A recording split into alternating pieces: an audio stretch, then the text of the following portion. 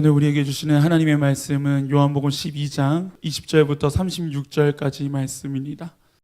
명절에 예배하러 올라온 사람 중에 헬라인 몇이 있는데 그들이 갈릴리 베스다 사람 빌립에게 가서 청하여 이르되 선생이여 우리가 예수를 배우고자 하나이다 하니 빌립이 안드레에게 가서 말하고 안드레와 빌립이 예수께 가서 여쭈니 예수께서 대답하여 이르시되 인자가 영광을 얻을 때가 왔도다. 내가 진실로 진실로 너희에게 이르노니 한 알의 밀이 땅에 떨어져 죽지 아니하면 한 알 그대로 있고 죽으면 많은 열매를 맺느니라. 자기의 생명을 사랑하는 자는 잃어버릴 것이요 이 세상에서 자기의 생명을 미워하는 자는 영생하도록 보존하리라. 사람이 나를 섬기려면 나를 따르라. 나 있는 곳에 나를 섬기는 자도 거기 있으리니 사람이 나를 섬기면 내 아버지께서 그를 귀히 여기시리라.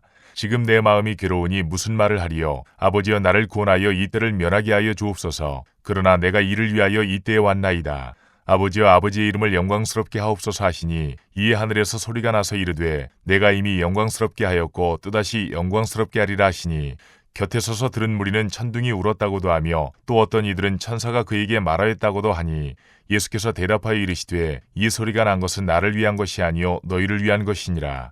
이제 이 세상에 대한 심판이 이르렀으니 이 세상의 임금이 쫓겨나리라. 내가 땅에서 들리면 모든 사람을 내게로 이끌겠노라 하시니 이렇게 말씀하심은 자기가 어떠한 죽음으로 죽을 것을 보이심이로라. 이에 무리가 대답하되 우리는 율법에서 그리스도가 영원히 계신다함을 들었거늘 너는 어찌하여 인자가 들려야 하리라 하느냐. 이 인자는 누구냐. 예수께서 이르시되 아직 잠시 동안 빛이 너희 중에 있으니 빛이 있을 동안에 다녀 어둠에 붙잡히지 않게 하라. 어둠에 다니는 자는 그 가는 곳을 알지 못하느니라. 너희에게 아직 빛이 있을 동안에 빛을 믿으라. 그리하면 빛의 아들이 되리라. 예수께서 이 말씀을 하시고 그들을 떠나가서 숨으시니라. 우리가 똑같은 삶을 살아가는데 그 마음을 유지할 때 어떤 일이 벌어지는지 싫어합니다. 한 누나가 있는데 남동생이 셋이 있습니다. 부모님이 계시지 않고 이 누나가 모든 걸 포기합니다. 동생들 셋을 교육하기 위해서. 그래서 가정부로 들어가서 일을 하기 시작합니다. 그리고 또 조금 더 시간이 지나니까 이제 봉제 공장에 가서 또 일을 하기 시작합니다. 그래서 큰 동생 대학을 졸업하게 합니다. 미국으로 유학을 보냅니다. 둘째 동생 열심히 공부하게 만듭니다. 그래서 변호사가 됩니다. 셋째 동생 또 그렇게 열심히 공부해서 직장을 다니게 만듭니다. 오랜 시간이 지났어요. 이제 다 자기 나름대로 생활을 하고 이 누나는 결혼할 시기를 놓치고 혼자 그렇게 살아가는데 어느 날 갑자기 진단이 나왔습니다. 암에 대한 진단이. 수술을 하려고 하려고 봤더니 한 10,000불, 한 1,000만 원 이상 이 돈이 필요한 겁니다. 큰 동생한테 이 누나가 전화를 합니다. 내가 누나가 아파서 수술을 해야 되겠는데 돈이 좀 필요하다. 그러니까 큰 동생이 요즘같이 그렇게 어려운데 이런 돈을 어떻게 마련하느냐고 미국에 있는 동생이 전화를 끊습니다. 둘째 동생한테 전화를 합니다. 누나가 수술해야 되겠는데 쉽지 않다. 그러니까 둘째 동생 요즘에 별로 수입료도 없고 그러는데 그 많은 돈이 어디 있느냐고. 그리고 셋째 동생한테 전화를 합니다. 그 셋째 동생이 한 걸음에 달려옵니다. 누나 이거 우리 보증금 빼서 가지고 왔다고. 자, 이렇게 해서 이제 병원에 수술하려고 기다리는데 그날 밤에 이 누나가 이걸 보고 밖으로 나갑니다. 그리고 차가 오는데 뛰어듭니다. 그리고 세상을 떠나요. 그리고 편지를 하나 써놓고 갑니다. 너희들 마음 너무나 감사하다. 너희에게 빚을 지고 갈 수 없으니 누나가 사망보험금을 들어놓았다. 이거는 모두 다 셋째 동생 앞으로 다 가면 좋겠다. 나중에 사망보험금이 적지 않았습니다. 첫째, 둘째 동생이 옵니다. 그거 혼자 다 먹을 거냐? 같이 나눠 가야지. 재판이 시작됩니다. 그런데 이것을 판결하는 재판 판사가 그 누나의 문자, 핸드폰에 있는 문자를 쫙 읽어줍니다. 그리고 재판은 끝이 납니다. 그리고 모든 것은 셋째 동생 앞으로 가게 되어집니다. 저는 이 셋째 동생이 그 마음을 지켰다고 생각을 합니다. 이게 그냥 제가 꾸며낸 말이 아니고 이건 실화입니다. 우리가 자리를 지키고 마음을 지키는 건 신앙생활의 가장 중요한 기본이라고 생각을 합니다. 그럴 때 하나님의 역사는 거기서부터 시작됩니다. 저는 이 예수님께서 보여준 이 고난의 길 이후에 주시는 영광의 길, 무슨 얘기냐면 고난이 올 때 그 고난의 길을 잘 지킨 사람은 예수님께서 우리에게 보여주신 영광의 길로 갈 수 있다. 특별히 세계 제2차 대전은 연합군의 승리로 끝납니다. 그런데 주목해야 될 게 하나 있습니다. 우리는 연합군이 전쟁을 잘해서 전쟁에 승리했다고 생각을 합니다. 근데 이때 이미 한 사람을 준비시킵니다. 기도의 자리에서 기도하도록 금식 훈련을 시키고 극기 훈련을 시키고 거룩의 훈련을 시키고 계속 기도 훈련을 시킵니다. 이 사람은 군인도 아니고 전략가도 아니고 정치인도 아닙니다. 그냥 기도자입니다. 기도자. 왜 시키는지 잘 몰랐습니다. 종종 제가 김효성 목사님 얘기할 때 그때 현대판 김효성 목사님이라면 그때 그 시대에 1930년, 20년 이럴 때에 이런 사람의 대표적인 모델이었습니다. 이 사람이 기도하는 내용은 간단했습니다. 성령께서 역사하는 대로 기도하는 겁니다. 자기 의지가 없습니다. 성령께서 기도 감동을 주시면 그걸 놓고 기도합니다. 특별히 연합군과 전쟁할 때 독일군이 이제 전쟁을 참여하려고 전차를 끌고 나오려고 하는 그때 하나님께서 이 기도자 리즈 하울즈에게 기도를 시킵니다. 놀라운 일이 벌어져요. 비가 폭포수같이 쌓여가지고 내리는 바람에 전차가 한 대도 움직이지 못하도록 묶어놔 버립니다. 결국 이분은 하나님께서 역사하시는 기도의 단계에 올라갈 때까지 기도의 훈련이라고 하는 그 고난의 단계를 잘 경험한 사람입니다.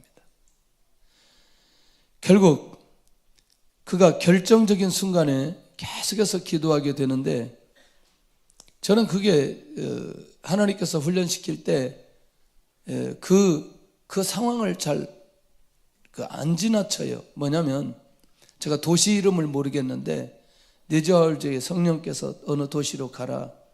그런데 이 니저하울즈가 돈이 하나도 없는 거예요. 그러니까 열차표를 끊을 돈이 없는 거예요. 그냥 여기에 가 있는 겁니다. 여기에 가 있는데 누가 아는 사람을 만났는데 아는 사람이 어디 가시느냐고, 내가 어디를 간다고. 표는 끊었냐고. 표는 안 끊었다고. 그 사람이 표를 끊어서 거기를 가게 되는 이런 유형의 사람인 거죠. 그러니까 하나님께서 역사하시는 자리, 하나님께서 말씀하시는 자리에 그냥 있는 거예요. 그게 그런 하나님 앞에 기도의 훈련으로 그 훈련의 시간들을 쭉 마치고 나니까 하나님께서 이 사람을 통해서 세계 역사를 바꿔가는 그런 기도자로 하나님께서 사용하십니다. 이 사람은 고난이라는 삶을, 기도라는 이 고난이나 삶을 통과하면서 그 다음에 영광이라는 건 뭐냐? 그가 하나님 앞에 기도한 대로 응답이라고 하는 영광을 그에게 허락해 주시는, 쉽지 않은 시간. 궁금했어요. 이 사람 나중에 무엇 할까 봤더니 이 사람을 통해서 학교를 세웁니다. 학교를 세워서 결국 많은 사람들이 기도자로 살 수 있도록 그렇게 만들어가는, 마지막에 이 책의 뒤쪽에 가보면은 그렇게 이제 기도자로 또 학교를 세우는 자로 인도받는 그런 모습을 보여줍니다. 사실 우리가 이 고난을 얘기할 때 사람마다 편차가 다 많이 있습니다. 어떤 분은 여기 교회 와서 예배 드리는 것도 고난이라고 생각하는 분이 있어요. 왜냐하면 예배에 훈련이 되지 않았을 때. 어떤 분은 기도 자체가 고난이라고 생각할 수도 있어요. 어떤 사람은 지금 사는 게 고난이라고 생각할 수 있어요. 예. 그러니까 자기 수준에 이거는 고난이고 아니고를 본인 스스로 결정하는데, 우리 주님께서 우리에게 보여주는 그 고난의 흔적들은 우리가 환경적으로 또는 사람의 또는 질병 때문에 오는 또는 자녀 때문에 오는 이런 고난과 비교될 수 없는 그런 고난이 우리 주님에게 있다는 거죠. 하늘에 썩어져야 되는데 우리가 그러기 위해서는 여기 먼저 보고 가야 될 것 같아요. 13절, 14절, 15절 이게 조금 이따 나오지만 시작. 종려나무를 가지고 맞으러 나가 외치되 호산나 찬송하리로다. 주의 이름으로 오시는 이 곧 이스라엘의 왕이시여 하더라. 예수는 한 어린 나귀를 보고 타시니 이는 기록된 바 시온 따라 두려워하지 말라. 보라 너희 왕이 나귀 새끼를 타고 오신다함과 같더라. 오늘 9절부터 36절까지인데 20절부터 보았습니다. 그러면 우리가 한번 살펴볼 필요가 있는데, 예수님께서 당한 고난이 뭐냐? 고난의 시작이 뭐냐? 안식일에 병든 자를 치유했다고 공격합니다. 사실 38년 된 병자 안식일에 치유했거든요. 근데 이때 정확하게 쓰는 용어가 뭐냐면 박해하기 시작했다는 거예요. 박해하기 시작했다. 이게 영적인 감각이 없어도 이렇게 없을 수 있을까? 그러니까 영혼의 가치와 주님의 사역을 모르는 무지의 사람들이 예수님을 박해하는데 자기들이 왜 박해하는지도 모르고 예수님을 박해하는. 그러면 고난으로 생각할 때, 아니 38년 된 병자 치유했는데 박해를 한다? 조금씩 가봐야 돼요. 두 번째는 사랑하는 나사로를 부활시켰는데 공격을 하는 거예요. 요한복음 11장 48절에는 사람들이 예수님을 믿는 것 때문에 두려워하면서 공격하고, 그러니까 이제 이 예수님을 그냥 두어서는 안 되겠다. 예수님을 죽이기로 모의하기 시작합니다. 아까는 박해, 지금은 죽이기로 모의하는. 이게 지금 한 알에 미리 썩어지는 이 모습이 어떻게 출발되어지는지에 대한 과정을 얘기하고 있습니다. 마태복음 26장 47절에 세 번째 보면 사랑하는 제자들을 통해서 배반의 아픔을 경험합니다. 가장 먼저는 가룟 유다의 배반입니다. 은30에 자기 스승을 대제사장들에게 넘겨버립니다. 이럴 수 있을까? 예수님과 함께 동거했던 그 제자가 예수님을 팔아버리고, 마태복음 26장 75절에 가서 보면 예수님의 제자들이 자기 길로 가고 베드로는 3번이나 예수님을 부인해 버립니다. 사람에게 있어서 이 배반이라고 하는 건 육체적인 아픔보다 마음적 아픔이 훨씬 더 큽니다. 이게. 그리고 영적으로 깨어있지 않으면 이거는 정신적인 질병으로 와 쓰러질 정도 무기력한 상태까지, 수치감까지 느껴지면서 일어설 수 없는 환경에까지 가버리는 상황입니다. 예수님이 이것도 그대로 맞이합니다. 가룟 유다에게 무엇을 했나요? 예수님의 제자들에게 예수님이 무엇을 했나요? 단 하나도 실수하거나 실책하지 않았던 예수님에게 유다와 제자들, 베드로의 부인이 일어납니다. 네 번째는 모든 지도자들의 고소의 대상이 된 거죠. 마태복음 27장 20절에 대제사장들, 장로들에게 예수님이 고발을 당합니다. 정치적으로 유대인의 왕이라고 했다고. 그런데 예수님은 아무런 대답을 하지 않습니다. 명절이 되어서 죄인 하나를 놓아주려고 할 때 빌라도가 예수님을 놓아주려고 계획하니까 모든 사람들이 예수님을 놓아주지 못하도록 빌라도를 강도를 놓아주도록, 그렇게 예수님을 놓아주지 못하도록 이 사람들이 하나 되어서 예수님을 공격해버리는 이런 상황을 보게 되어집니다. 자, 아직 예수님은 죽지는 않았어요.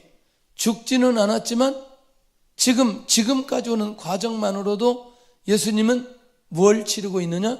고난을 치르고 있는 거죠. 할렐루야.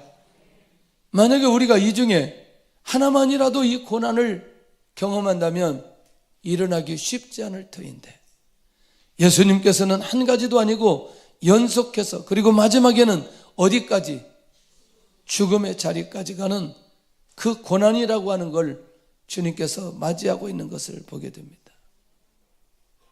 이야, 그런데 예수님에게 주어진 영광의 길이 아직은 부활하시지 않았지만 잠시 잠깐 예루살렘 입성하면서 약간 보여줍니다. 근데 이게 굉장한 비밀이 있어요.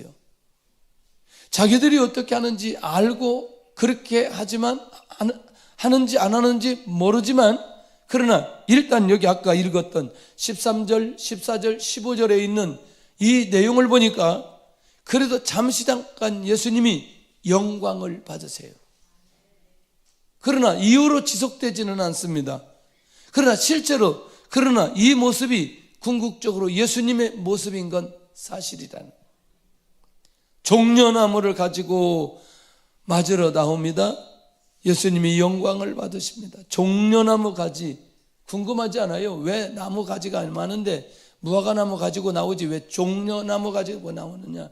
여기에는 비밀이 있어요. 이 종려나무는 의인이나 통치자를 상징할 때 사용하는 나무가 종려나무예요. 그러니까 그들이 종려나무 가지를 가지고 맞으러 나왔다는 건 예수님이 의인이고 통치자라는 사실을 자기도 모르게 인정하고 있다는 거죠. 일단 이것은 예수님께서 영광 받으시는 거고 경배 받으시는 모습인 거죠. 그러니까 예수님에 대한 경배와 믿음으로 나온 사람들을 통해 예수님께서 영광을 받으시고 있다. 의인 받으시잖아요. 통치자 맞잖아요. 그러니 이 상징적으로 나오는 이 모습이 얼마나 귀할까? 얼마나 귀할까? 자, 예수님이 다윗의 왕국을 회복시켜 구원하시는 분의 모습으로 고백하는데 조금 더 나와요. 두 번째가 호산나 찬송하리로다는 이 소리를 주님께서 들으시면서 그 영광을 받으시는데 도대체 이건 뭘까? 궁금하지 않아요? 이거는 시편 118편을 배경으로 한 고백입니다. 메시아에 대한 예언의 내용을 고백하는데 그게 뭐냐면 건축자의 의에 버려진 돌이 머릿돌이 될 것이라고 하는 메시아의 소망, 그러니까 메시아 대망 사상 구역에서는 이제 그것이 실제로 지금 성취되었다는 사실을 호산나 찬송하리로다. 누구에 대해서? 예수님에 대해서. 이렇게 그들의 고백을 통해 주님이 경배를 받으시고 있다. 할렐루야. 자, 이제 우리 잘 보셔야 됩니다. 금요일 날 에스더가 어떤 왕의 왕비였어요? 아하수에로 왕의 왕비였어요. 그런데 우리가 지난 금요일 날 아무리 찾아보아도 하나님이 아하수에로 왕에게 그 내 아내에게 나라의 절반을 준다고 말하라. 기록이 있어요? 없어요? 없어요. 다시 또 얘기합니다. 너 무엇을 원하느냐? 나라의 절반이라도 내가 너한테 주겠다. 있어요? 없어요? 없어요. 그러니까 우리 주님의 통치 방법은 직접 나타나셔서 능력과 권세로, 치유로, 회복으로 직접 하시기도 하지만, 이렇게 한마디 말씀이 없으셔도 사람을 통해서 역사하시는 능력이 주님에게 있다. 할렐루야. 그러면 그 주님에게 대해서 우리는 어떤 경배를 하고 어떤 자세를 가져야 되는지가 매우 중요하다. 매우 중요하다. 할렐루야. 그러니까 참 우리 교회 오면 자세 얘기 많이 하잖아요. 자세 얘기. 경배하는 자세, 고백하는 자세, 인사하는 자세, 설교 듣는 자세. 이게 그 다음에 기도하는 자세, 찬양하는 자세. 꼭 부탁을 드려요. 찬양할 때 핸드폰 보지 마세요. 정말 부탁이에요. 찬양할 때는 같이 찬양하는 게 맞습니다. 이런 예수님 앞에 핸드폰 보고 있다 생각해 봐야 되잖아요. 근데 금방 정보를 전달하기 위해서 급하게 할 수 있을 수는 있어요. 그런데 의도적으로 찬양을 하지 않고 핸드폰을 보는 거는, 우리는 주님 앞에, 지금 내가 주님을 통해서 응답받아야 될 내용이 수도 없는데 그 주님 앞에 그 주님을 찬양하는데 핸드폰을 보고 있고 딴 생각을 하고 있고 얘기를 하고 있고, 그건 이건 자세에 들어간다는, 기본기에 들어간다는 거예요. 할렐루야. 예. 자, 그런 면에서 구약에서 예언하신 그 메시아임을 가리키는 말로 맹세하고 있다, 경배하고 있다. 네 번째, 이건 뭐야? 나귀를 타고 왕으로 입성하시는 영광스러운 모습으로 예수님이 나타납니다. 자, 이제 이게 중요하죠. 이게 뭐냐면 예수님이 누구의 자손으로? 그럼 누구예요? 왕이죠. 왕. 다윗의 자손으로 오신 메시아로 고백하는 모습인데, 여기서 그 다음에 차이가 나는 거죠. 결국 정치적인 메시아이냐 아니면 다른 메시아이냐 봤더니 스가랴 9장 9절에 정치적인 메시아가 아닌 평화의 왕으로 오셨다는 증표로 나귀를 타고 오신다는 거예요. 할렐루야. 자, 그러니까 하나님과 우리 사이를 평화로, 유대인과 이방인의 관계를 평화로, 사람과 사람의 관계를 평화롭게 하시는 분은 누구냐? 예수님밖에 없다는 거예요. 할렐루야.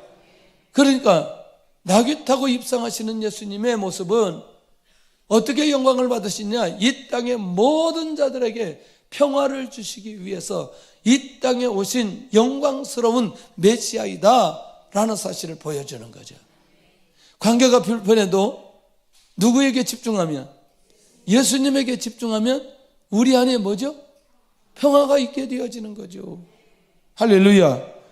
자, 네 번째는 죽은 자를 살리시며 하나님으로 이 땅에 오신 영광의 길, 영광스러운 모습을 보여줬다. 이 말이 무슨 말이냐면, 예수님이 이 나사로의 부활 사건을 통해 나인성 과부의 그 아들의 부활 사건을 통해, 야이로의 딸의 그 부활 사건은 예수님이 무엇을 이기시느냐? 사망을 이기신다는 사실을 보여주는 거예요. 그리고 부활의 첫 열매로 오신다는 사실을 미리 보여주는 거예요.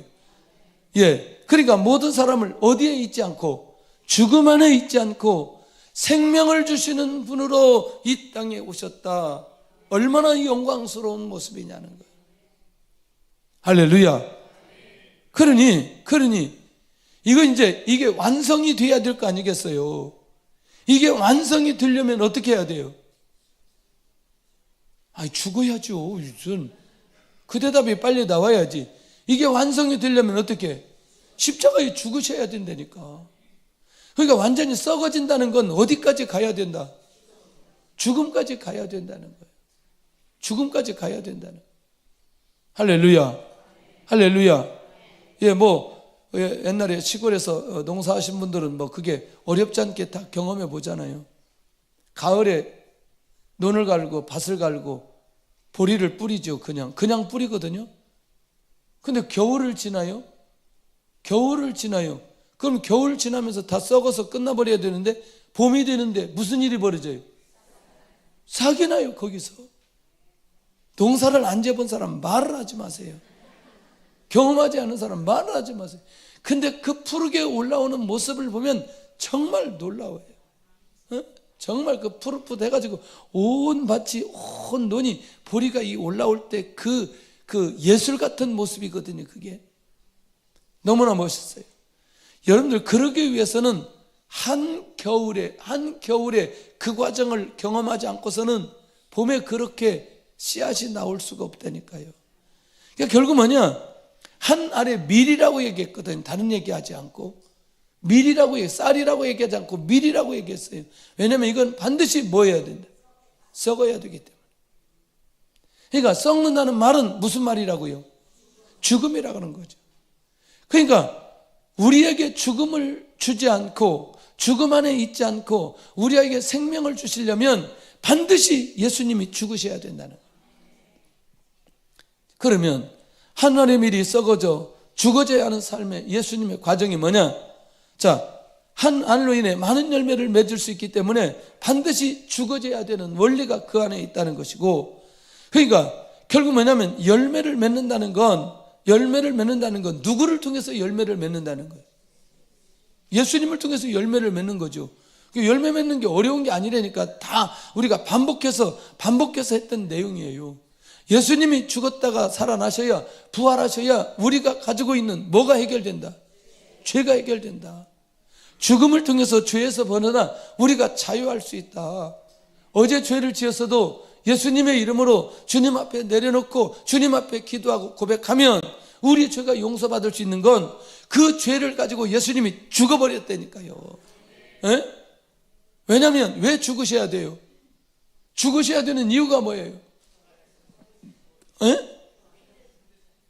어허이. 예수님이 죽으셔야 되는 이유가 뭐냐고. 큰일 났네 이거. 그동안 뭐 했어요? 지금 하루도 아니고 지금 몇 년 동안, 몇십 년 동안 왜 죽으셔야 되냐고. 에이, 무슨 영원구원. 진짜 수도 없이 얘기했는데, 죄는 대가를 지불해야 돼요. 대가를 지불하는 건 뭘로밖에 해결이 안 된다? 죽음으로밖에 해결이 안 된다. 그러니까 아담의 시작되어지면서 선악과 따먹고 바로 이어진 게 뭐예요? 죄. 근데 그 다음에 죄에 대한 결과가 뭐예요? 죽음이라니까. 그러니까 지금 이 땅에 있는 수많은 죄, 우리가 짓는 죄, 이 죄 문제는 반드시 뭘로만 해결한다? 죽음으로만 해결한다. 근데 그 죽음을, 그 모든 죄를 누가 가지고 죽으신 거예요? 예수님이 죽으셨어요. 그러니까 우리가 예수님을 믿으면, 믿는다는 게 다른 게 아니라니까. 나의 죄를 지고 십자가에 죽으셨다는 사실을 믿는 것이 믿음이라니까. 그러면 내가 그 주님을 믿으면 내 죄가 주님에게 위임되고 나는 죄에서 벗어나 자유함을 얻을 수 있다는, 이것이 열매 맺을 수 있는 거예요. 주님의 죽음을 통해 열매 맺는다는 게 그거예요. 그러니까 우리가 더 이상 죄가 우리를 지배하지 못한다니까요. 사망이 우리를 지배하지 못한다니까요. 율법이 우리를 지배하지 못한다니까요. 왜냐하면 주님이 그것을 짊어지시고 죽으셨기 때문에. 그러면 이 사실을 믿는 모든 자들에게 구원의 역사가 일어나게 된다는 거예요. 그때 구원의 역사가. 할렐루야. 그러면 그것을 뭘로 얘기할 수 있느냐? 열매로 얘기할 수 있다는 거예요. 할렐루야. 자, 그러면 이제부터 예수님이 죽으시고 또 썩어지고 죽어져야 되는 삶의 결과는 또 다른 삶을 살게 만들어준다. 우리로 하여금 열매 맺게 한다. 예수님의 그 열매가 우리가 될 수 있는 거죠. 재생산이 될 수 있는 거죠. 또 다른 사람에게 나타날 수 있는 거죠. 그런데 두 번째가 중요한 게 그 썩어진 삶을, 살아내신 삶을 우리로 하여금 적용하게 만든다는 거예요. 어떻게? 세상적인 자기 생명을 미워하는 삶으로 살게 된다. 자, 이 말이 우리말로 쉽게 설명할게요. 자, 똑같은 삶을 살아가는데 주를 위한 삶이 있고 자기를 위한 삶이 있어요. 맞죠? 자, 그러면 저 같은 사람을 목회자라고 얘기하고 목사라고 얘기하고 주의 복음을 전하는 사람이라고 얘기해요. 누구를 위해서? 주님을 위해서. 할렐루야. 할렐루야. 그러니까 내 목적을 이루는 게 아니라 주님의 목적을 이루는 거죠. 주의 뜻을 이뤄가도록 하는 거죠. 그러면 내 삶은, 내 생명은 미워하는 삶이 되어지면서 나는 주님을 위한 삶으로 가게 되어지는 거죠. 그리고 우리 그럼 다 목사 되고 선교사 되어야 되느냐? 그게 아닌 거죠. 내가 사업을 하거나 직장생활 하거나 가정에 있거나 내가 주를 위한 삶으로 내가 직장생활을 하고 내가 사업을 하고 그 다음에 내가 가정생활을 하면서 주님의 이름을 나타내고 주님의 이름을 고백하고 주님의 이름으로 기도하고 내 자녀가 공부하지만 사업하지만 또 직장생활하지만 뭔가 전문의로 살아가지만 주님의 영광이 나타나게 주옵소서. 그러면 예술가들이, 운동선수들이, 기업가들이 주님을 높일 수 있어요, 없어요? 있어요. 자기 영역에서 주님을 증가하도록 하게 하면 주님을 높이는 삶으로 갈 수 있는 거죠. 그러면 어떻게 하느냐? 그러면 영생하도록 그 생명을 보존해 주시겠다는 거예요. 그렇게 사는 사람들에게. 자, 그러면 다시 지난 금요일 날 에스더가 기도하는 건 몇 번 했다? 한 번 했다. 다시 에스더가 자기 민족 살린 건 2번 했다? 한 번 했다? 한 번 했다. 그러면 에스더가 왕후가 된 건, 왕비가 된 건 무엇을 위한 거다? 그렇지, 자기 민족을 구하는 거다. 몇 번이다? 한 번이다. 다시 우리말로 정리할게요. 우리 인생에 단 한 번의 사건을 위해 하나님께서 이렇게 우리를 준비하시고 우리를 이렇게 응답하시고 이렇게 만들어 가신다. 그것은 자기 삶 속에 적용했기 때문에 적용한 사람의 삶의 결과라고 말할 수 있다는 거죠. 그러면 그 사람의 생명을 영원하도록 보존해 주시겠다 약속인 거죠. 그러니까 예수님이 부활하셨기 때문에 그 부활하신 주님을 믿으면서 내 세상적인 자기 생명을 미워하고 주님을 위한 삶으로 살아가는 그 사람에게 이런 기회를 허락해 주신다. 할렐루야. 그러니 이제 우리의 삶은 우리를 위해서 산다고 말하지만 결국에는 궁극적으로 가서 보니까 주님을 위해서 사는 삶으로 가게 되어지는 걸 보게 된다는 거예요. 그래서 구체적으로 이해하지 못할까 봐 마태복음 16장 24절에는 이거를 자기를 부인하고 자기 십자가를 지고 예수님을 쫓는 삶으로 살아가는 거예요. 예수님을 쫓는 삶으로 살아가는 거예요. 할렐루야. 이야. 그러니 이게 사람마다 자기 십자가를 지고 산다는 게 얼마나 쉽지 않은지요. 자기 십자가를 진다는 게. 각자, 그러니까 다 획일적으로 갈 수 있는 건 아니에요. 그 사람에게 반드시 견뎌내고 인내해야 되고 자기를 죽여야 되고 자기를 내려놓고 해야 될 영역이 있는 거죠. 예를 들어서 어떤 사람은 돈을 포기해야 되는 사람이 있고 어떤 사람은 자존심을 포기해야 되는 사람이 있고 어떤 사람은 자기 욕심을 포기해야 되는 사람이 있고 어떤 사람은 자기의 탐심을 포기해야 되는 거고 어떤 사람은 자기 음란을 포기해야 되는 경우가 있고 다 사람마다 편차가 있다는 거죠. 무엇을 위해서? 누구를 위해서? 예수님을 위해서. 할렐루야. 그러니까 주님을 위한 삶으로 살아가도록 하는 그 열매, 그 결과를 예수님께서 십자가의 죽으심으로 썩어짐으로 보여주신다. 할렐루야. 하나님의 비밀을 알고 살아가는 자들에게 열매를 허락하시는데, 자, 그럼 무슨 얘기냐?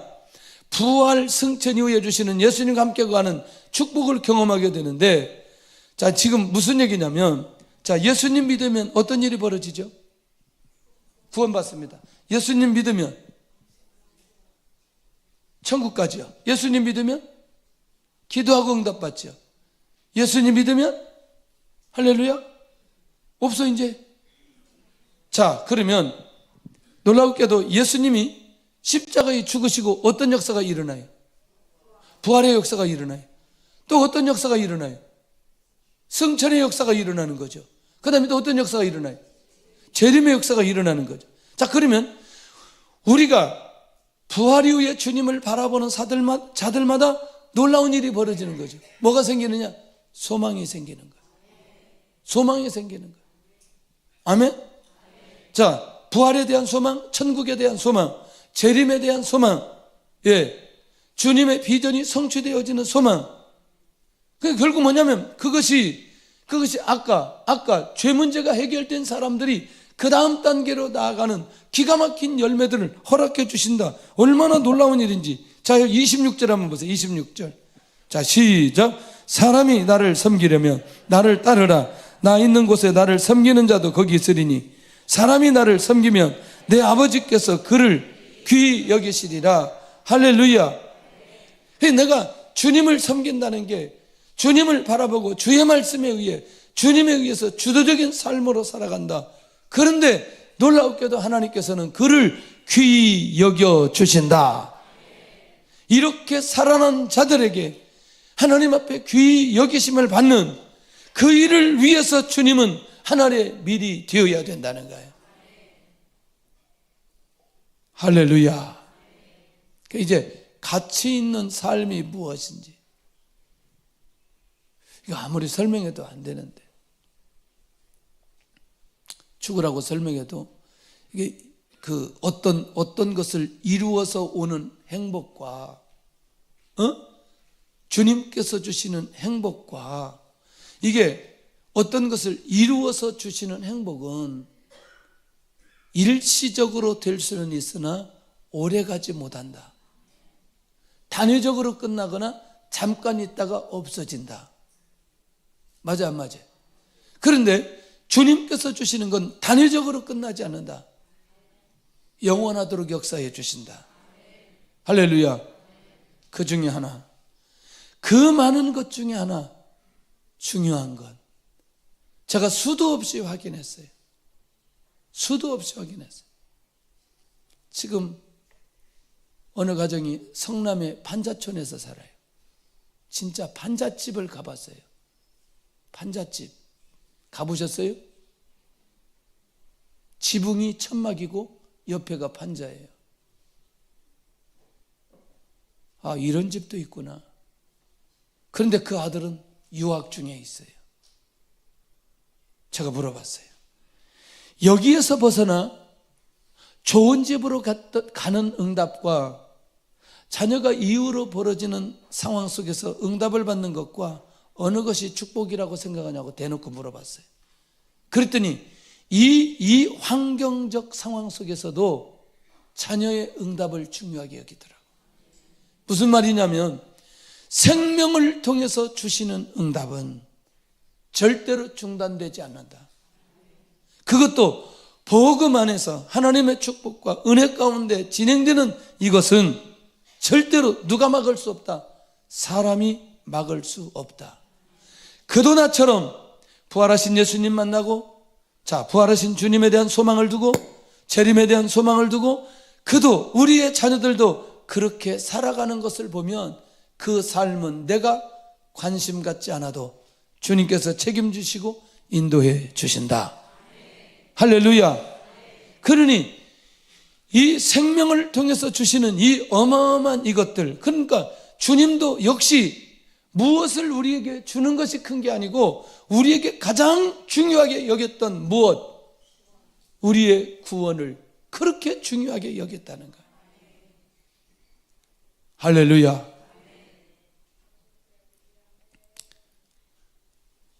어제 우리 초등부 한번 가봤더니 얘들이 나를 반기더라고요. 왜 반기냐 봤더니 수요일마다 나와서 예배를 드리니까 어색함이 없었다. 근데 전에는 제가 이렇게 다니면 내가 목사인 줄도 몰라요. 애들은 뭐 어떤 동네 아저씨로 생각하고. 그런데 애들이요, 저하고 이렇게 소통이 돼요. 어제 10명씩 금년에 10명 전도할 사람 손들라고 그랬더니 10몇 명이 손들었어요. 9명도 손들었어요. 1명도 손들었어요. 1명도 안 할 사람은 없어요. 애들이 막 손들어. 나는 진심으로 보여요. 애들이 진심으로 보여요. 그리고 제 얘기에 반응을 하는 거예요. 수요일 날 와서 설교 듣는 거 보면 어른들보다 훨씬 나아요. 열받지 마세요. 왜냐하면 제가 너무너무 예배에 무너졌기 때문에 이 애들만큼은 그렇게 하지 않아야 되겠다. 그래서 내가 중고등부도 그렇고 청년부도 그렇고 저는 항상 이거부터 점검하는 거죠. 진짜 이 아이들을 통해 하나님의 축복과 하나님의 역사와 하나님의 은혜와 하나님의 능력과 하나님의 응답과 하나님의 계획과 하나님의 비전이 이루어지기를 원하는 마음이 있는 거죠. 할렐루야. 지난 금요일 날 우리 유치부가 3분 복음 메시지 했는데 나온 사람이 선생님 이름 부른 사람 중에 3사람만 나왔어요. 유치부 선생님이 금요일 날 안 나온다는 이 기적이 있어요. 그래서 이번 주에 다시 나오기로 했어요. 그게 뭐냐면 지도자들이 영혼에 대한 소중함을 알면 내가 나와서 무엇을 해야 되는지를 알게 된다는 거예요. 아멘. 이제 줄어드는 거예요. 이제 봐봐요. 이제 이게 계속 아멘이 이게 수준이 계속 가야 되는데 가다가 떨어져. 왜냐하면 양심의 가책이 느끼기 때문에 계속 해야 돼요. 근데 다른 교회에서는 어디냐? 나온 지난 금요일 날 3분 복음 메시지에서 너무나 감사했습니다. 여기까지만 해 모든 교회가. 왜냐하면 그 다음 얘기는 너무나 듣기가 싫어. 그러니까 중요한 얘기를 안 하는 거죠. 그러니까 더 이상의 반전이 일어나지 않는 거예요.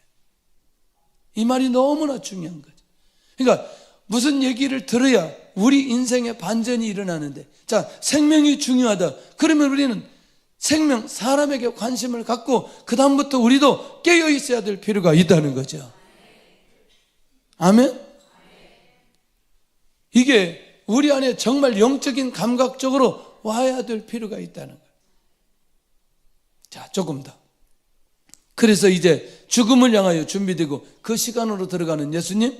그러면 하늘이 썩기 위한 과정으로 저는 이 27절을 보면서 예수님의 마음을 공감하면서도 예수님이 얼마나 쉽지 않은 시간을 보냈을까. 시작. 지금 내 마음이 괴로우니 무슨 말을 하리요. 아버지여 나를 구원하여 이 때를 면하게 하여 주옵소서. 그러나 내가 이 때를 위하여 내가 이를 위하여 이때에 왔나이다. 그러니까 내 마음이 괴로우니 무슨 말을 하리요. 주님도 탄식하는 거예요. 이거 감당하기가 쉽다 어렵다. 어렵다 이 고난을. 응? 고난 이후에 영광이 있는 건 사실이나 예수님이 죽어야 되는 이 과정은 쉬운 문제는 아니라는 거예요. 할렐루야. 아멘. 그래서 우리가 죽을 때 잘 죽어야 돼요. 차라리 여러분들 어떠세요? 누가 총으로 한번 빵 쏘면 훨씬 죽기가 쉬워요. 맞죠?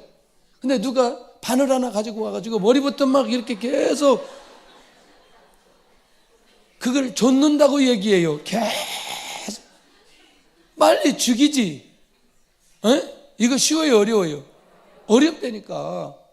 여러분들 십자가에 못 박힌 건 빨리 죽지 않고 오래 사는 거, 일주일 동안 사는 거예요. 여기다 못을 박고 가시멜로관 씌우고, 이게 이 고통이 얼마나 심한지 경험해 보셨어요? 경험할 수가 없지 우리가. 결국 예수님의 이 마음이 우리도 공감할 필요는 있다. 내 마음이 괴로우니 무슨 말을 하리요. 그러나 중요한 건 여기서 마음만 갈등하고 고백만 한 거지 예수님께서 거역하거나 불순종한 건 아니라는 거예요. 아버지여 나를 구원하여 이때를 면하게 해 주옵소서 고백하지만 결론은 내가 이를 위하여 이때에 왔나이다. 이것 때문에 오셨다는 얘기. 그 고백으로 결론을 내리는. 그래서 우리는 결론 내리는 걸 잘해야 돼요. 결론. 그러니까 마지막 결론을 내리고 고백하는 게 중요하다니까요.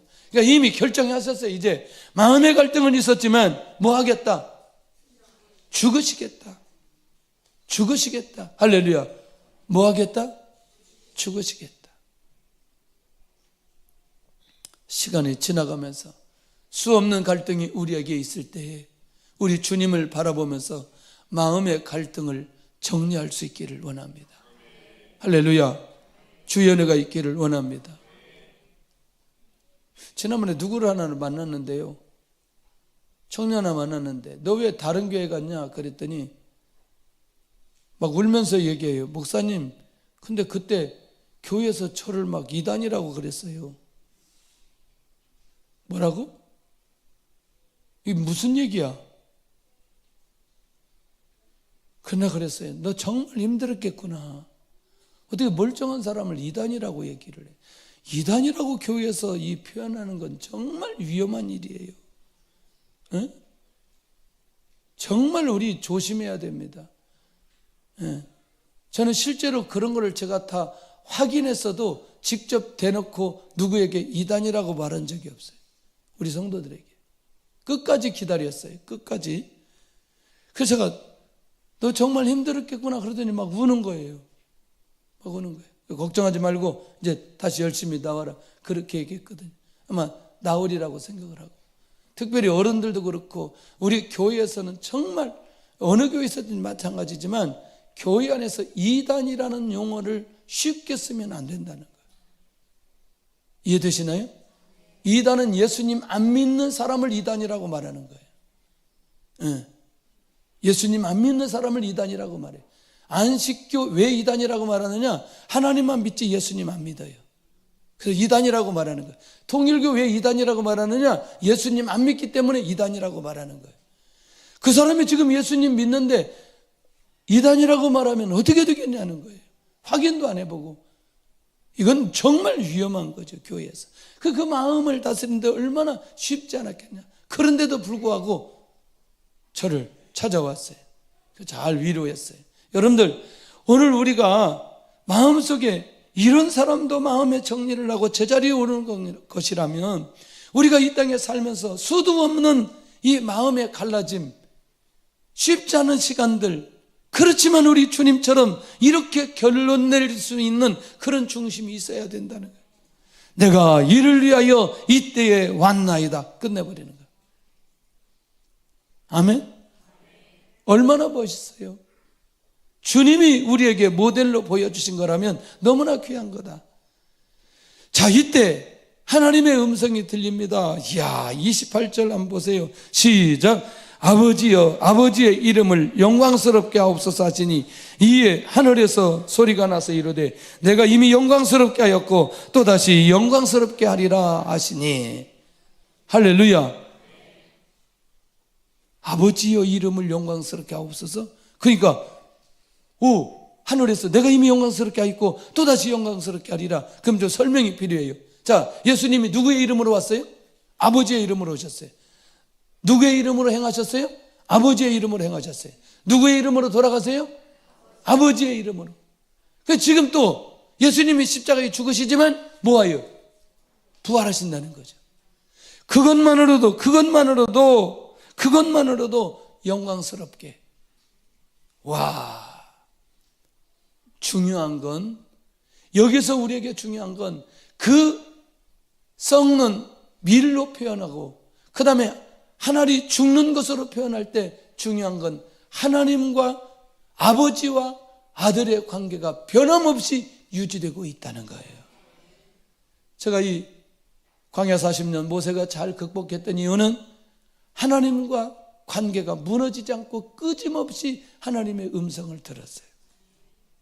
하나님의 음성을 들었어요. 할렐루야. 할렐루야. 예. 오늘 우리가 반드시 기억해야 됩니다. 뭘 기억해야 되느냐?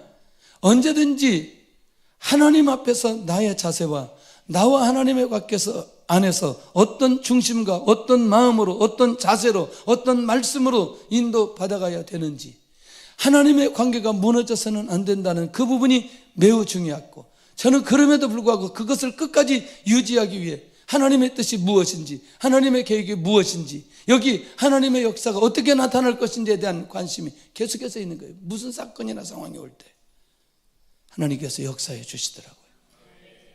여기 더 디테일한 거, 어제 기가 막힌 일 벌어진 건 이거 유튜브 상이니까 이게 얘기할 수 없는 게 있어요. 일부 예배 때는 얘기했는데 나중에 좀 하도록 하겠습니다. 빨리 하고 마무리하겠습니다. 이 세상의 심판의 시작을 날리는 역사를 보이시는 거다. 그게 뭐냐? 이 세상에 대한 심판이 이르렀으니 이 세상의 임금이 쫓겨나리라. 너무나 어려워요, 이 얘기가. 에? 이 세상 심판이 이르렀다? 이 세상의 임금이 쫓겨나리라. 간단해요. 예수님이 이 땅에 오신 목적은 마귀의 일을 멸하기 위해서 왔다는 거예요. 자, 그러면 이 말은 뭐냐면 마귀, 사단이 가장 확실하게 잡고 있는 게 뭘 잡고 있어요? 사망을 잡고 있어요. 죽음을 잡고 있어요. 그런데 이미 예수님의 부활로 승리하신다는 거예요. 예, 이제 이 심판이 일어났다는 것이고, 마지막, 그러면 하나님을 섞기 위해서 섞기 위한 그 과정 속의 결과는 뭐냐? 모든 사람을 예수님에게로 이끄신다는 약속이라는 거예요. 믿는 모든 자들에게 구원의 길, 은혜의 길을, 이 길이 열려 있으니 누구든지 이 길로 인도함을 받아야 된다. 할렐루야. 누가 죽으심으로? 예수님이 죽으심으로. 여기 섞기 위한 과정과 결과까지, 저기 결과라고까지 해야 되는데, 그러니까 결국 우리에게는 예수님의 죽으심이 하나님의 은혜요, 하나님의 축복이라는 걸 말씀하고 있다는 거죠. 결론은 예수님의 고난의 길이 보이는가? 예수님의 고난은 영광의 출발임을 믿는가?